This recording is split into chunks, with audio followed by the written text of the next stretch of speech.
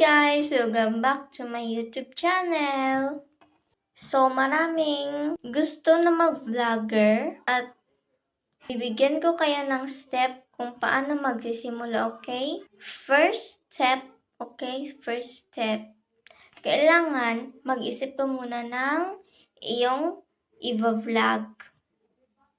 And second step, sana mag-vlog ka. Ayos yung hair mo, ayos yung lahat-lahat mong sa body mo, linis, okay? At kailangan mag-vlog ka yung camera mo, kailangan yung camera mag-vlog ka.